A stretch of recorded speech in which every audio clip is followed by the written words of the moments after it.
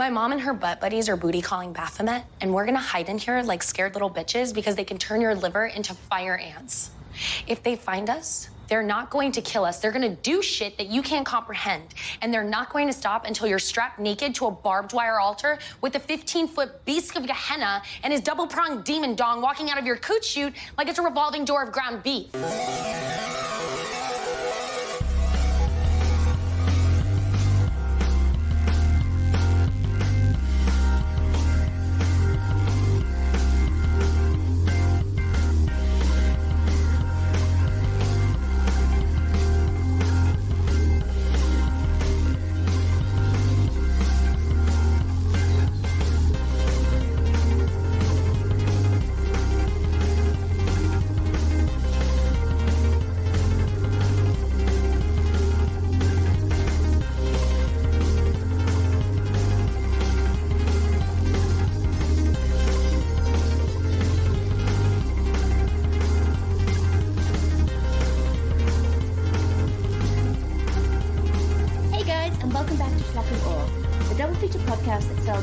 Movies from the sublime to the suspicious. As always, I'm Lindsay Wilkins.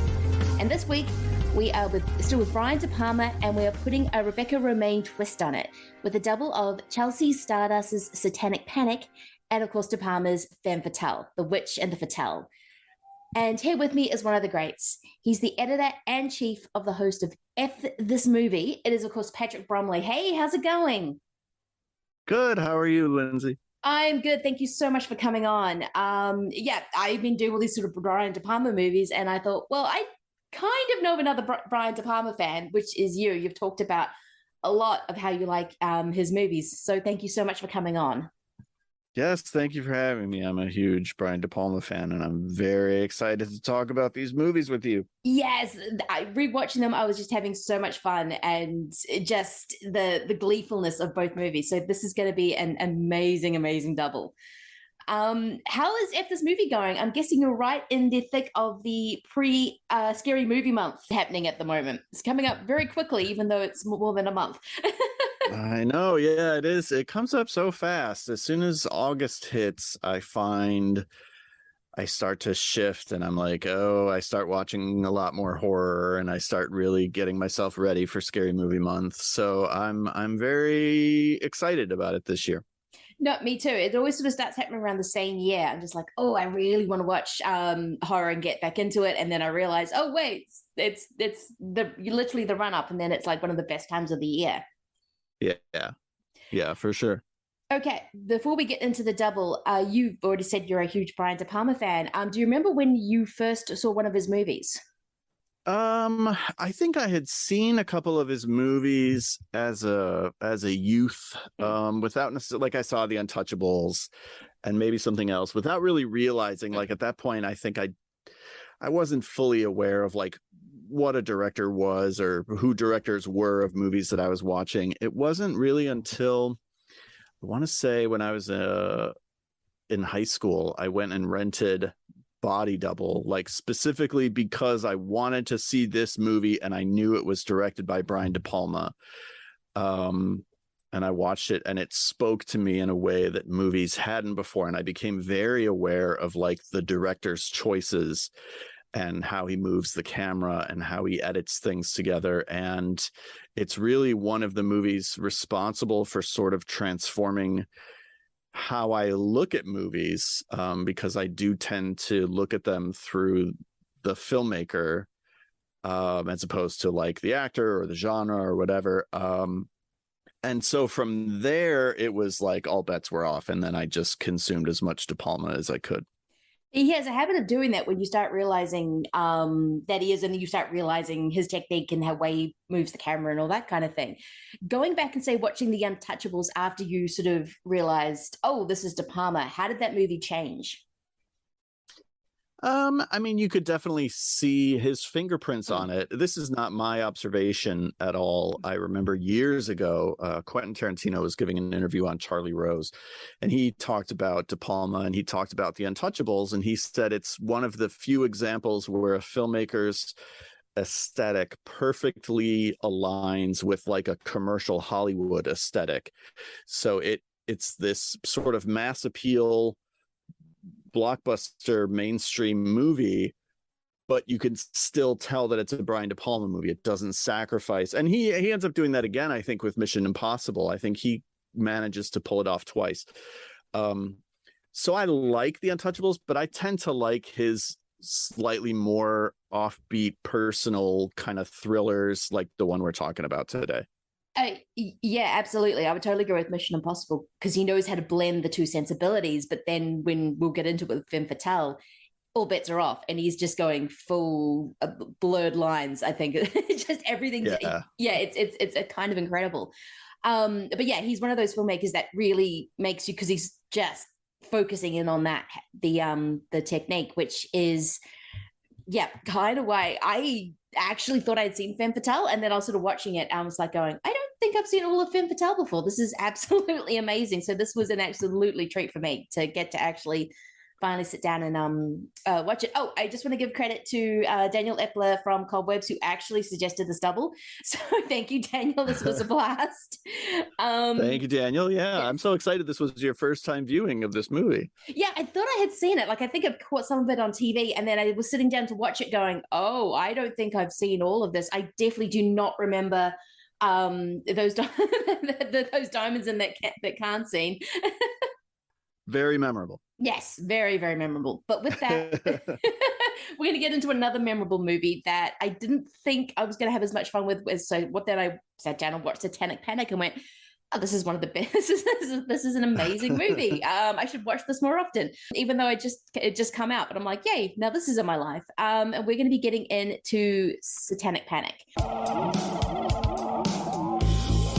This job for the tips. In 4 hours, my total earnings are an expired Applebee's coupon, a sweater that smells like racism. It's exactly your size. Oh. Deliver for meal basis. It's outside our zone. I'll do it. Are you ready to make an investment in your future? Yes! Are you ready to take back what you are owed? Yes! Are you ready to fully commit yourself to Satan? Yes!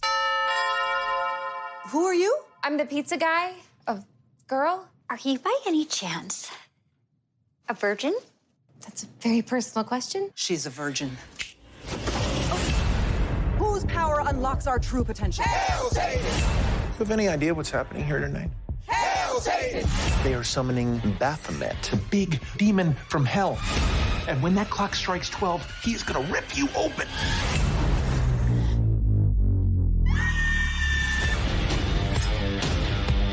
Where's my virgin? I don't know what's happening. My mom and her butt buddies are booty calling Baphomet, Hail Satan! and they're not going to stop until you're strapped to a barbed wire altar. That's bonkers. No, I know this movie was doing all the festival circuits around 2018, 2019. Did you see it during a festival run, or was it after that? I did. I was fortunate enough to see it. There was an unfortunately short-lived horror festival in Chicago that ran for maybe 5 years called Cinepocalypse, and COVID ended up kind of killing it. But Satanic Panic did play there, and Chelsea came out to introduce it, and that's kind of where I got to meet her, and we're somewhat friendly now, and she's been on my podcast a couple of times, and she's really, really terrific. She is, and I really enjoy those episodes because she has a really cool insight into movies. Yeah, I saw this at Melbourne's Monster Fest. It was cool. It was literally, I think, a movie in between something that I was waiting to see, and then that ended up being the highlight of the night, which is always the best way of doing it. But it is such a surprising light and dark tone at the same time, which I really, really love, especially when you get Rebecca Romijn's head cult witch Satanist who, I don't know, after watching it this time, I'm like, no, actually, this is one of those cults I'd kind of probably join. She's actually she's really good. She's, this is the kind of movie that you watch her in, and you're like, oh, between this and Femme Fatale, honestly, these are probably her two best performances, I think. And obviously we'll talk about Femme Fatale later, but she's probably most known for, like, besides modeling, for her stuff, her X-Men stuff. in terms of her movie work, but you watch Satanic Panic and you're like, I kind of wish she had a bigger career as an actor, because she's really fun in this movie. She is really fun, and she steals every scene she's in. And this is a kind of a movie where you have a whole bunch of scene stealers. I mean, I'm probably going to butcher her name, but Arden Myron is amazing at it as this kind of sidekick who's just trying to undermine her at every single point. Is incredible in it. And that's not to mention the lead, Hayley Griffith. But whenever Rebecca's on screen, you're just like, yeah, this is absolutely a woman who would run a multifaceted corporate satanic cult, and she's not going to take any, and she needs a virgin. She's going to get a virgin. Yeah, right. I love Jerry O'Connell's one scene in this movie too. Just all the choices he makes with the little goatee and the vaping and everything he does. He just plays such a good douchebag. He is the ultimate douchebag, and especially when he's attacking poor Hayley Griffith, who still doesn't quite understand what's happening, saying, I'm trying to save you, is both dark and hilarious at the same time. No, this movie's filled with those kind of little one scenes. I mean, even Clark Wolf's sex worker who's in need of peers. I love that little moment. It's kind of adorable. Just to set up Satanic Panic, it is this movie of this pizza delivery girl on her first night who is not doing well with the tips. So she finally loses it and then finds herself in a satanic ritual that's trying to bring back Baphomet. And then the insanity kind of ensues. It's kind of one of those... It kind of reminded me a lot of those great like 1970s satanic movies, like a little bit of like Satan's Cheerleaders or Devil's Reign, The Burbs especially. But I even got like a little bit of Society thrown in there, but just without the shunting. The only thing this movie was missing. Exactly. I mean, that's what I was thinking. If this had a good shunting scene, that this movie would have been perfect. We get close. I mean, there's kind of an orgy scene near the end, but it's not a full-on shunt. No. And I thought all very wealthy satanic cults had to have a shunt orgy at the end. I remember seeing Society at like this marathon thing, and just that when that happened, you could just feel the crowd just like go, I'm sorry, what now? Yeah, that's during a marathon. That's wild, because that's a hard movie to recover from. Like, I'd hate to be the movie that has to follow Society. Yeah, I think I went home after Society because I think I can't remember what movie it was. I know I'd seen it. I'm like, you know what? This is the perfect note to end on. I'm going. Yeah, I think you made the right call. Yeah, I think I did. But it's just this very fun, insane, kind of goopy kind of movie filled with these amazing character actors and also really great indie horror actors. I mean, I completely forgot that Jeff Daniel Phillips shows up with his goatee or beard, AJ Bowen, Ruby Modine, who I hope gets more roles because she's always amazing in everything I've seen her in. Of course, Jerry O'Connell being the douchiest vaping guy sitting on a couch I've ever seen.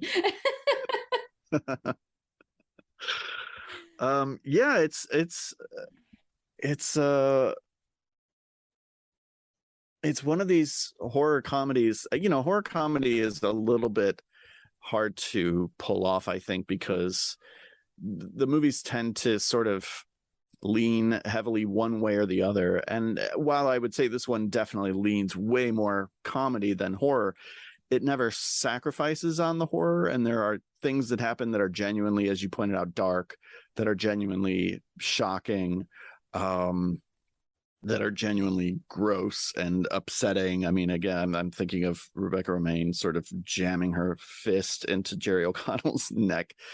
So, Chelsea Stardust, she never sacrifices the horror for the sake of a laugh, even though, the movie is pretty silly a lot of the times. I think she finds a really good balance here. She does. And speaking of Rebecca Romijn putting a fist in Jared Connor's throat to pull out his heart, it's a really disgusting scene and you're just fully in that horror moment. And then she tells her assistant to put it in a pan, not the good pan, and cook it. Which kind of is a really nice, it doesn't take away from the horror moment, but it just puts a really nice button on it. Which this movie does constantly. Even then it'll have those big emotional moments. Like I love the scene where Ruby Modine is being voodoo dolled. I don't exactly what the term is, But then she has to skin seal. So she has to try and get Hayley Griffith to actually come to the moment, stand up, and actually keep riding on her skin, even though all these insane things are happening to her. Like, I completely forgot about the pins coming out of her face and the vomiting of worms, which is always great to see in a horror movie. I was watching it with Erica, and she was getting very upset at everything that was happening on screen because she just has not been in a horror place lately. And she was, I'm tired of seeing people throwing up in movies, and she was getting very upset. No, I can imagine. It probably wasn't the best idea then to follow it up with Fulci's City of the Dead. Right. Which gets a very nice shout out for the during the whole AJ Bowen sequence. Oh, absolutely. This movie had that kind of feel to it. Like, as soon as the worms and that AJ Bowen having his intestines just pulled out of his mouth, like, oh gosh, Rebecca Romijn's so great. I just love her. She's like, come on, it's okay, come on, and just pulling out the intestines is great. But it's a little nice Fulci reference, which kind of maybe this is kind of this weird. It's not a spoof. It's not kind of. There's just references, but it feels like this amazing accompaniment of that satanic genre, even though Stardust manages to keep everything so original, which is really impressive, to sort of go, yes, I know the genre I'm working in. You will see it, but I'm keeping this movie very, very original. And it's almost like it feels just as new as it is as referencing other movies. Mm-hmm. Yeah, she had said, I feel like in her introduction to the movie when I saw it back in, I think, 2019, that this was her goal was to make the kind of horror movie that could best be enjoyed at like a sleepover for 15-year-old girls. And I was like, yeah, she kind of nailed that. She really did. And it's actually surprising how hard it is for that 15-year-old slumber party movie to be pulled off. I know Kevin Smith tried to make it with Yoga Hosen. Yeah.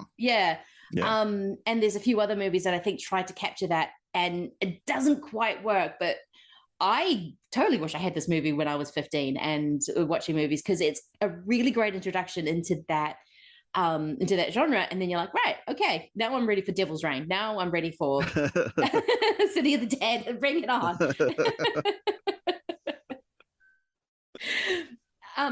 To put you on the spot, do you have any other favorite satanic kind of movies, or was it just this movie? Is it just this movie just tends to be one of your favorite because it's really good? Yeah, I think it's more the execution that I really like rather than the genre, because I find myself not super into like devil worship movies. House of the Devil would be up there.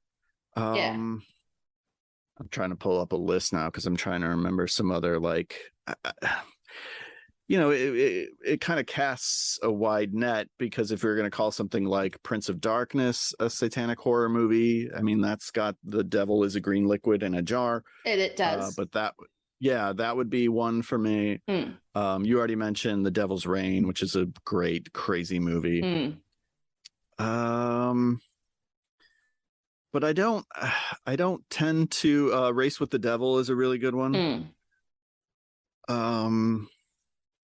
But the whole, I've talked about this before enough, this movie, I'm not super into like religious horror, and satanic worship horror movies are sort of a subset of that. Not quite, but like they have a lot in common. And so I don't necessarily seek them out. So I feel like it's more the tone and the execution of Satanic Panic rather than the genre in which it exists that keeps me coming back to it. Yeah, I have a weird thing with cult horror movies. I don't know why. I was never particularly brought up in a religious household or anything like that. And I don't love religious horror, but for some reason you get a group of people worshiping a thing and I'm like, oh yeah, I'll check that out. Sure, why not? But no, there's something about the execution with Satanic Panic that takes any nervousness people would have about it, the devil worship, away, because Rebecca Romijn is just killing it in this movie, literally, and everyone in this movie. But she does this the same in Femme Fatale, as we'll get into, but she's got this kind of cold veneer, but you can tell things are happening. She she's acting cold, but she doesn't feel cold. So the scene when she's kind of confronting her daughter, played by Ruby Modine, who I just found out is actually the Matthew Modine's daughter. I was like, what? I just thought they had the same name. And she's trying to be a mother, even though she has no patience for it. And just with that, with the great opening of someone walking into this very nice house, and then you're finding Ruby having sex for the first time because she's kind of realized what's about to happen to her. It's kind of this great dynamic, and I think she pulls it off really well. Again, she's acting cold, but isn't cold. I don't know. It's I wish she had a bigger career as well, because I think she can pull off that dynamic really well, and she's just, you can't stop looking at her when she's on screen. Yeah, she absolutely commands every moment that she's in both of these movies, and in pretty much everything I've seen her in, which again is fairly limited. She's been in some movies that I haven't seen, I know. Obviously part of that is just she's a supermodel, she's very striking, but it goes beyond just her physical stature. It has everything to do with the way that she composes herself, particularly in Femme Fatale, because that entire movie is really built around her, very much.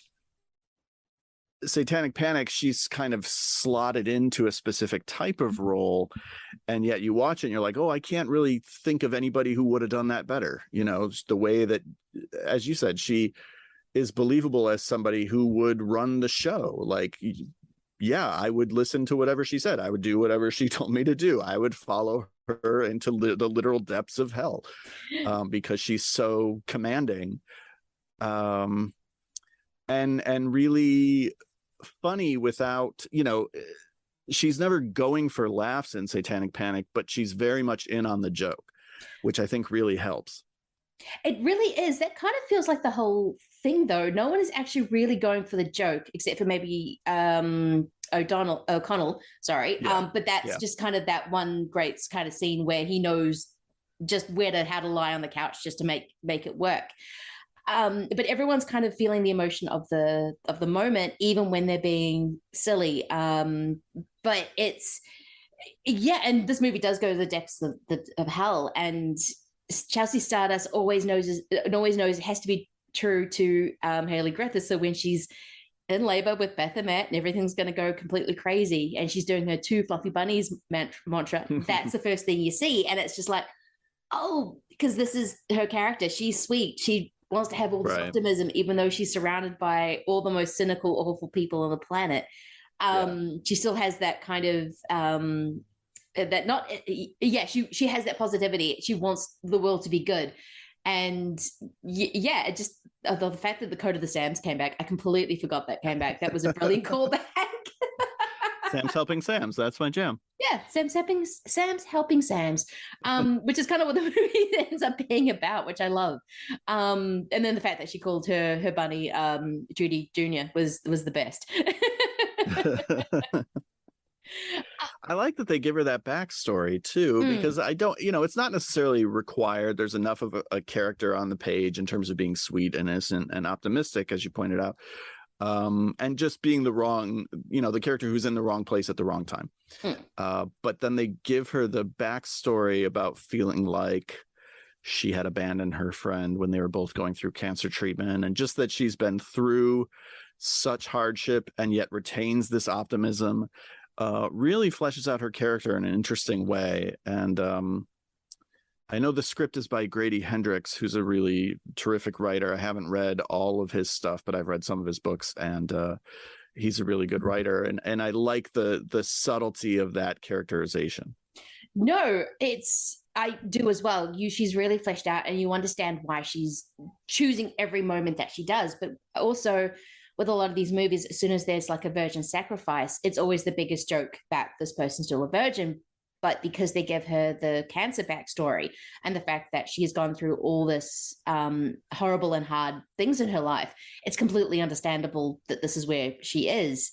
And it's not a thing to take advantage. The movie doesn't let everyone take advantage of it, even though they are trying to, because she's going to be sacrificed. But at the same time, it's Yeah, and it kind of gives her the strength, which I really like. It's not like Hocus Pocus where every 5 minutes it's the joke about the virgin with like a 14-year-old. And I'm like, that guys, just give him a few years. And calm down. But it was a nice way of doing it, and it gave her this backstory, and you understood her very, very quickly. Yeah, absolutely. Yeah, just also with the virgin thing, there was also that this movie is very much the social satire, I guess, of the wealthy just praying to the devil so they could rule the world. But it was kind of interesting. Me overthinking things with Judy having to go through the purity club so she could stay a virgin to be sacrificed was just this whole big thing of why they have that in the first place. It's, to be pure. It's like, oh, because that's what they're doing. They're sacrificing it to the devil, not the thing. I quite like that little twist on the whole purity ring thing. It made me smile. Yeah, definitely. Yeah. Anything else you want to say about Satanic Panic before we move on to the main event? I think it's a really good warm up for Femme Fatale, because you get some Rebecca Romijn, but she's not the whole show, and then Femme Fatale, she really takes over. She really, really does. And that is a really good point. It is a really good warm-up. If you haven't seen it, it is so brilliant. I mean, actually, Rebecca Romijn kind of rules everything, and all the men in this movie, she completely rules. I mean, from Jerry O'Connell to Daniel Phillips to AJ Bowen, she kind of rules them all. It's such a that's why I said I would join this cult, because I'd go, yeah, she's kind of in control of everything. Even when she loses control, she's like, okay, well, I'm going to do this, and everyone's going to mess up and then have to come back to me, even if what happens in the end happens in the end. But it's still really great, even though she there's a great moment of her being a bit too hubris about it, and that's when everything falls apart. But she is so good in this. Yeah, definitely. And with that, we are going to get on to the main event, Brian De Palma's Femme Fatale. From director Brian De Palma, master of the erotic thriller, comes a new suspense sensation. This top supermodel's wearing more than you'd think. 10 million in diamonds. This isn't a game tonight. People can die. Remember, no names and no guns. Go. The witch double-crossed us. She ran away with the diamonds. A little under 4 million. Not bad for a night's work, huh? Where are the diamonds?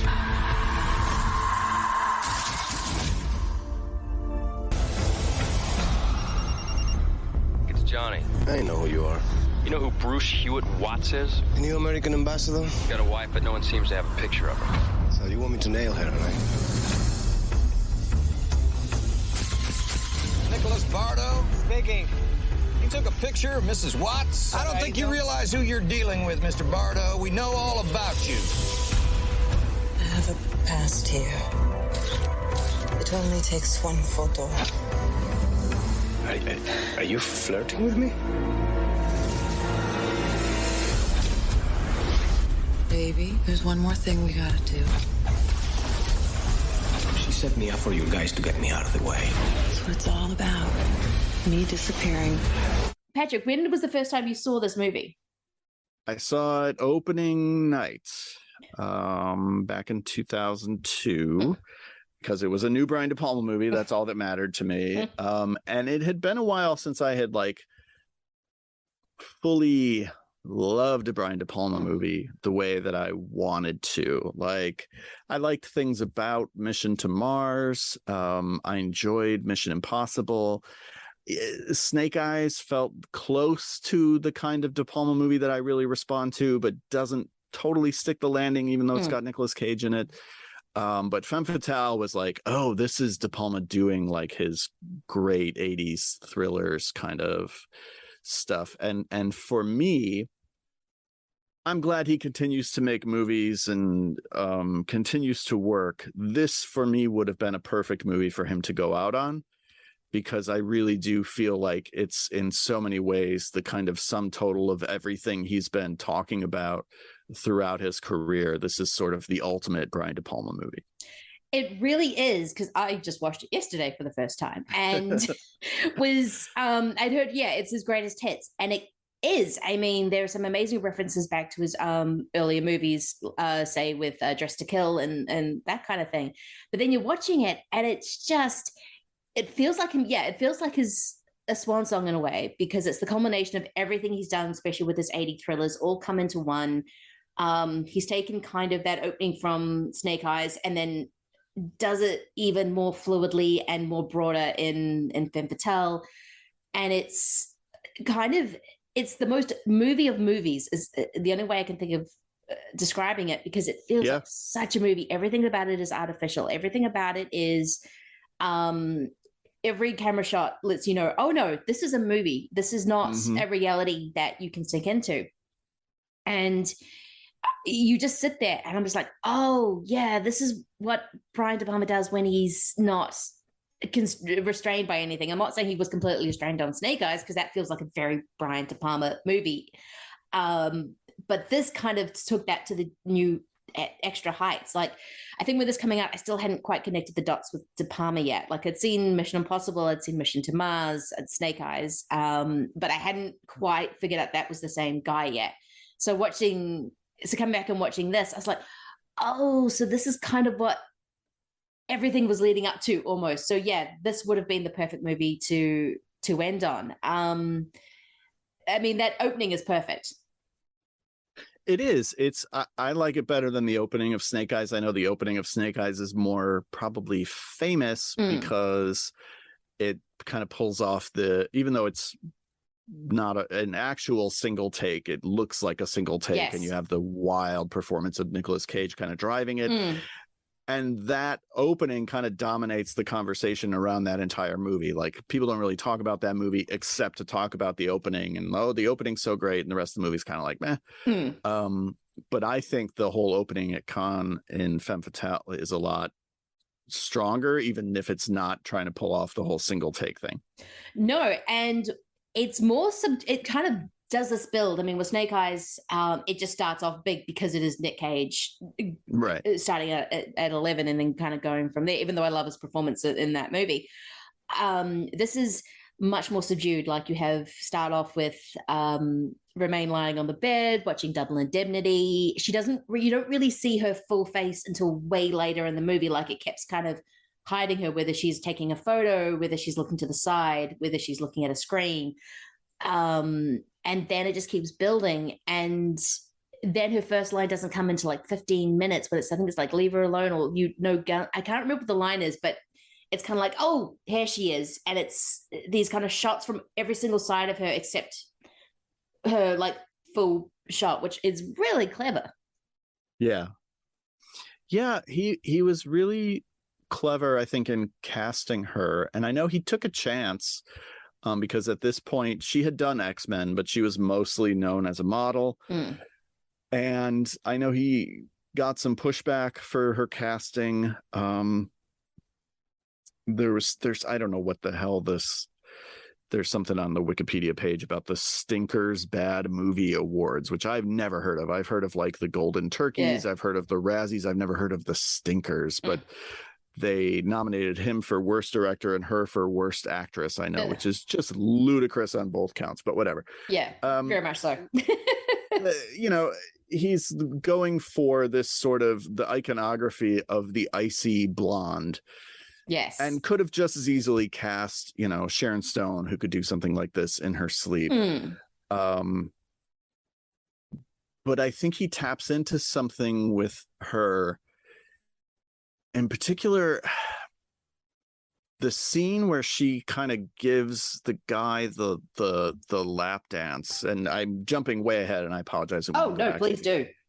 The scene where she kind of gives the guy the lap dance, and then Antonio Banderas starts beating him up. The shift that she does from being very sort of feminine and seductive and using her body in a very sexualized way, and then as soon as the fight starts, she takes this almost masculine position as she's sitting down. She kind of pops her leg up and she hunches over and she's like kind of smiling and laughing at the fight going on, and it's such a great turn, and it encompasses such a complex character who is so many things at one time. And that was the moment, honestly, that I was like, oh, wow, Rebecca Romijn is really doing something special in this movie. I mean, she's so captivating for the whole movie, but that was the moment where I was like, oh, she really is locked into who this character is in a really interesting way. And I just think it should have led to a really big movie career. Again, she's doing fine. Nobody has to worry about Rebecca Romijn. Like she's got a career and a family, and she's very happy, and everything's great for her. But I just really felt like this should have led to big things for her, and I applaud De Palma for taking the risk in casting her. I know. I did read somewhere that they were going to cast Uma Thurman at one stage, who would have also... Okay, that makes sense. Yeah, right. Yeah, she would have been great in it because Uma's great. But you're right, that switch is amazing. And she does it kind of throughout the movie. Like, it's these different shades of what a femme fatale is. It's the icy blonde. It's the mysterious when she's wearing the scarf and she's with... she's playing Antonia Banderas because she's trying to set up a kidnapping kind of thing. So she's right. Kind of being that mysterious woman, and then she's the more hypersexual femme fatale when she's giving the lap dance, and then all of a sudden she's the cunning, I'm going to shoot my husband, so I make sure I get the 10 million. It's these changing sort of personalities that go through the movie, and it's really well done that you don't always notice them happening because the way Brian shoots her and is shooting the movie, that it is... anything could kind of happen, and you don't know who she's going to be at any given point. And it's you're right. When she's sitting on the table and watching the fight, and she suddenly, her posture completely changes. She is very locked into who this character is and to kind of the different personalities that she's presenting on screen. It's a really kind of cool performance, and you're just watching it going, oh, okay, so who is the real Rebecca? Who is the real Laurie? Yeah. I guess is you never quite know. Even at the end when she makes the choice after she wakes up in the bathtub, you're never quite sure exactly who that person is exactly, because she can just be any different kind of person at any given time, and that's what I love about the movie. And De Palma doesn't necessarily do her any favors in terms of like, the movie is called Femme Fatale, so we know that she's just playing almost an archetype. And it opens with the most famous femme fatale of all time. It's Barbara Stanwyck in Double Indemnity. Yes. She's watching Double Indemnity on TV. And so it's like, you're immediately invited to draw comparisons between Rebecca Romijn and Barbara Stanwyck, and that's just unfair to anybody because nobody's going to live up to what Barbara Stanwyck does in Double Indemnity. And I remember some critics at the time calling attention to that, like, well, she's no Barbara Stanwyck. Well, no one is. Come on. That is very true. No one can be Barbara Stanwyck, especially in Double Indemnity. That is kind of an unfair comparison. Yes. How do you feel about the whole "it was a dream" thing? I actually kind of liked it, and I think it worked in this movie actually really well. I think I knew about that, which is why I thought I'd seen it, so I knew it was coming. But I think it kind of does work for what the movie's trying to do, because everything from the get-go feels very artificial. So I didn't mind it, actually. I thought it kind of worked. I'm not entirely the whole she can see the future thing, I'm not entirely sure how I feel about yet. But that's just going to take a few more viewings of it. But yeah, because everything is kind of filmed very dreamlike. Like De Palma's never been a subtle director, so he's always going to always sort of present things as he wants you to see them. And he's like, yeah, no, this is a dream. This is what is happening is ludicrous on screen. You know this. But it does work, especially when she's in the water, when she falls into the water and she kind of has that realization and then pops up from the bath. I do love that sequence a lot. Yeah, it's very striking. I remember at the time feeling a little cheated, like, oh, it's a dream. And then the more I thought about it, the more I was like, no, exactly like you said, where it's all a movie. Movies are dreams.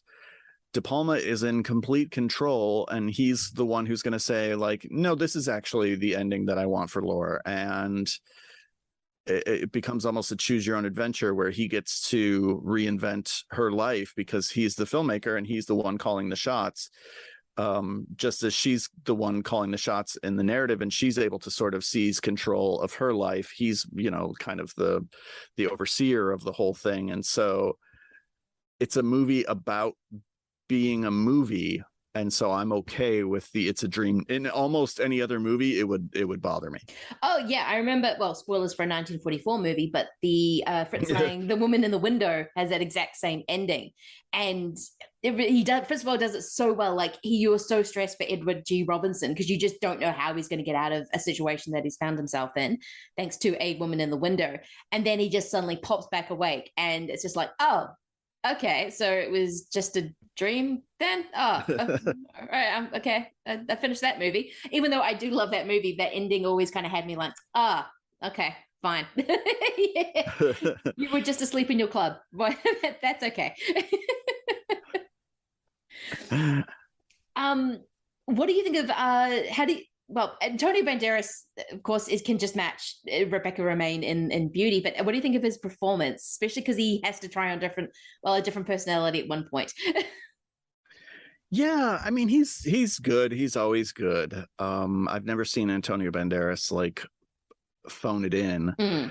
I find him, and it's not any fault of his performance, because I do think, like you said, he's trying to sort of match her pound for pound, but I do think he ends up getting wiped off the screen a little bit just by the construction of the movie. He doesn't have like a much of a part to play. He's kind of photographer who is trying to do the right thing and is lusting after her, or is interested in her. She dominates to such a degree, I think, which works for the movie, but it almost could have been any actor. You're right. He is just more of a piece of the puzzle, I think, than anything else. Where there's Romijn is the whole movie. I mean, as you've said, it is shot around her. Where there's Banderas' role, he's just another kind of piece in that puzzle, like you see him at the beginning when he first takes a photo of her.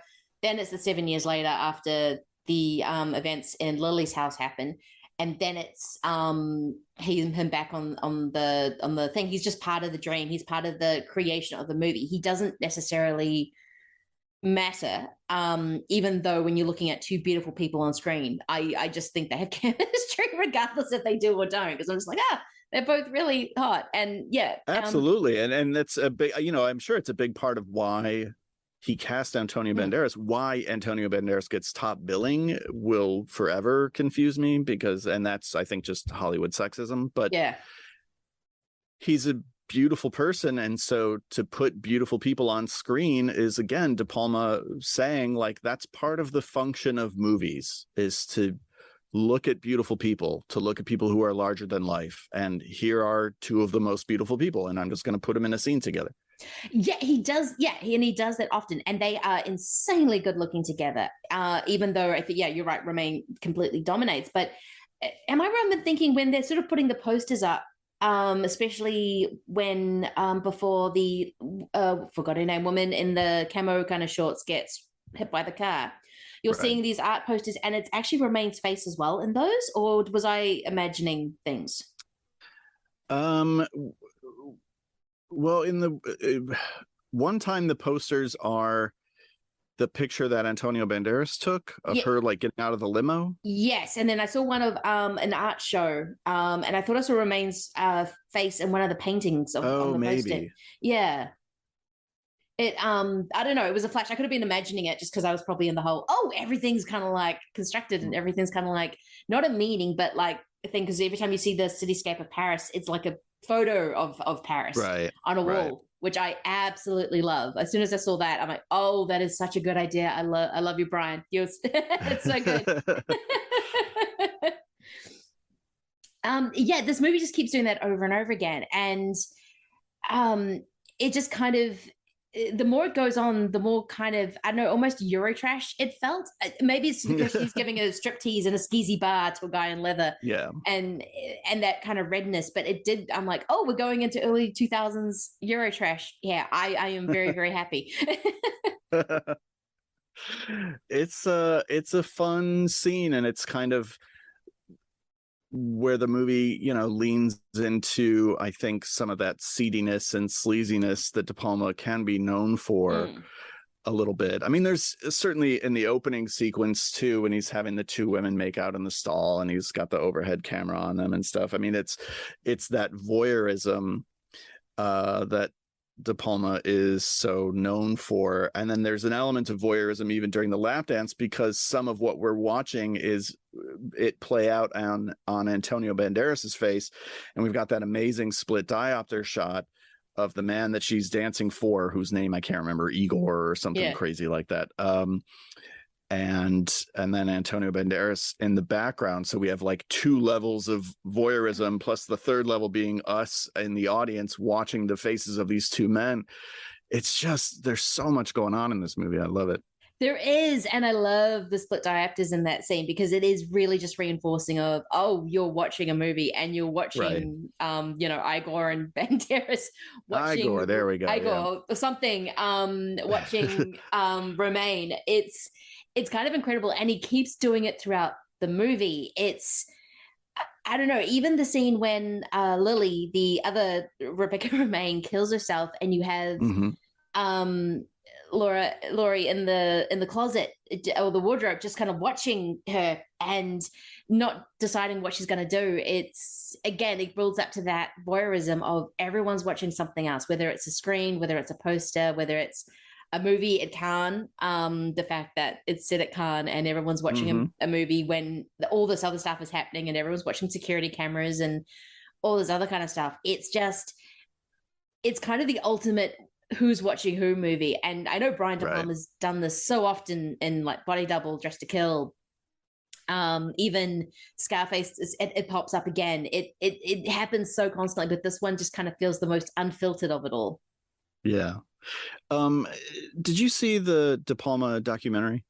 Yes, I have. Yeah. I can't remember if they talked about it in the documentary, if it was in a book that I read, but they talk about him as a kid trying to catch his father in the act of cheating on his mom and like taking pictures, following his dad around and taking pictures. And when I heard that story, I was like, oh my gosh, all the voyeurism in his movies just took on this whole new level of meaning, and like it makes so much sense now. It's so wild.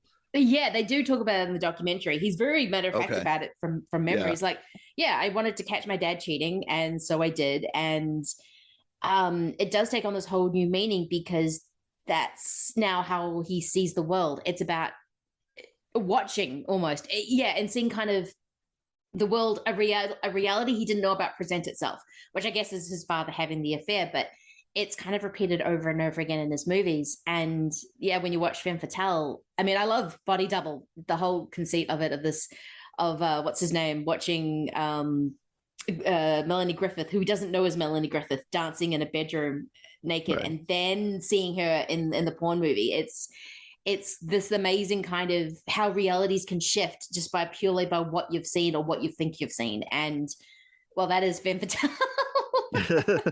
Even the choice to make Antonio Banderas a photographer whose career goal at the moment is to catch a picture of Rebecca Romijn sort of in the act of existing, just to prove like, here she is, she's still alive. It becomes a sort of a personal choice, for De Palma because of his background. It really, really does. And the fact that you have Rebecca Romijn posing as a photographer at the beginning when they're doing the heist at Cannes, and so you can't quite see her face, but you can tell that she's taking a photo of the model. I didn't write her name down. I apologize. No, I didn't either. But that was a hell of I did not realize that was what was being stolen. I'm like going, that is a hell of an outfit. But it is, she's taking photos of her, which is the first time she sees her. So when she kind of propositions her to go to the bathroom, it's this, it's sort of amazing thing. It's, again, what you see and how you see, what lens you see it through completely shifts the reality. And which is, I guess I keep going back to body double, because that's what body double literally is how you see something through what lens, whether it's through a telescope or through a camera or through a TV. And this is, the fact that it's about Khan and they sort of work in the paparazzi or the photographers, I think was a really smart move, because it captures that kind of almost celebrity moment, and how Rebecca Romijn, it's really thinking on her being a model, because it's all about how people take photos of her, and it works better because she does have that background as a model and knows how to hold herself as such, and she's constantly doing that throughout the movie. If I have one nitpick about the movie, it's that their whole plan to steal this expensive diamond, I don't even know what you would call it. It's not, I guess they keep referring to it as a necklace. It seems very elaborate. You have people like rappelling down tunnels, and you have lots of people looking at security cameras. But ultimately it comes down to like, Rebecca Romijn, you make out with her and we'll do the switch-o change-o under the bathroom stall. Like, it's the most simplistic, like you or I could pull off that heist. Yeah, and the fact that, well, Rebecca Romijn is definitely hot enough to go, take off your necklace outfit for me. And she's like, yeah, sure, this is great. That has, when she has security guards following her around. But yeah, it is really simplistic, which is why I love it when it goes so wrong. Because it goes wrong. When it goes wrong, it goes wrong really, really quickly. All of a sudden, people think they don't know which thing they're switching over. They don't know all that kind of thing. And it's right. But it is such a simple plan. It's literally get the skill to take it off. We'll do the switch, and no one will know. And then it goes, nope, everyone knows straight away now. That did not go according to plan at all. And in keeping with the spirit of the movie, we find out that that's not even reality either, that she was sort of in on it with the model, and it was a whole, so even though I have that little nitpick, that it's not a very valid criticism, because as we later find out, the two are in on it together. Exactly. So it's just, again, shifting reality that Brian does so well. It actually took me a minute to figure that out, because when she's first killed, which is killed in the movie, well, not the first time, because she survives the second time, when she's hit by the truck, it's kind of fascinating moment. I'm like, wait, what's and then I had to rewind and go, oh wait, that's her, she's doing, okay, now I've kind of got it. He kind of, the way he films it is purposely to kind of get you confused as to what's going on, and then when you see the scene again, you're like, oh, okay, I was a bit slow, but now I know exactly what's going on. And in typical Brian De Palma fashion, those two guys' death at the end of it, Edward Montal and Eric Ebony, I think, butchering those French names. That death is spectacular. Oh, it's brutal. It's really something. It's amazing. Like, he's already set it up. Like, because beforehand, she's already just hit by the truck, and that's the end of it. And then when you get to the second way of doing it, they are just impaled and just blood everywhere. It's glorious. And it's up until that point, it's like the only thing missing from the movie is some of that Brian De Palma ultraviolence. Yes. Because I always joke that, like, Femme Fatale is a movie that has everything you could want from a movie. And up until that moment, it doesn't get very violent. And De Palma does violence so well. So when we get those two guys getting impaled and just the amount of blood that we see, it is very satisfying. It is so satisfying, mainly because you from the beginning, you do not like Eric. He is slapping Romijn around. Yeah. He is really heavy-handed. He brings the gun when he's not meant to bring the gun. You can tell he's got very organized. Again, not a very good. Well, Rebecca Romijn had this all planned, so he was never going to get the diamonds in the first place. But he's kind of that guy who thinks he's smarter than he actually is. So to see that satisfying death, it's just like, there he is. There's Brian. Someone's gotten impaled. This movie's just doing so many things on so many different levels that I love. And I love the references, mainly because I've just seen Sisters for the first time. The whole, you can pick up my prescription, it'll be fine. I'm like, I've seen that movie. And we get a Greg Henry sighting from Yes. Body Double and Scarface and Casualties of War. I mean, he's one of De Palma's favorite guys, so it's so great to see him show up in the movie too. I love him when he shows up. Yeah, you're right. He shows up in a lot of Brian De Palma, and it's always a welcome thing because he's being extra Southern in this movie with that twang, and I really, really like it. He's just like, no, you will bring that photo to me right now. You do not realize who this is. He shows up again in The Black Dahlia a couple years later, which is like a De Palma movie that I want to love so much. I'm not quite there. I like what he's doing as a director, but the movie as a whole doesn't totally work for me. I don't know if you've seen it. I have. Well, I haven't seen it since 2006. And okay. I remember wanting to like it, but it just doesn't quite work because it's got all the flair of De Palma from memory, but there's something missing. Yeah. But I need to go back and revisit it because I literally haven't seen it since 2006. Okay. Yeah. So but I remember kind of like there were things I liked about it, but then I'm like, I do need to go back and visit it. So I'll have to revisit it to see what's actually going on with that. All I really remember is Josh Hart. Scarlett Johansson and Hilary Swank probably should have switched places, and there's a lot of things that maybe could have fixed it. There's some great De Palma directing flourishes going on, but the movie as a whole is kind of like Mission to Mars, where it's like, this is like 55% of the way there.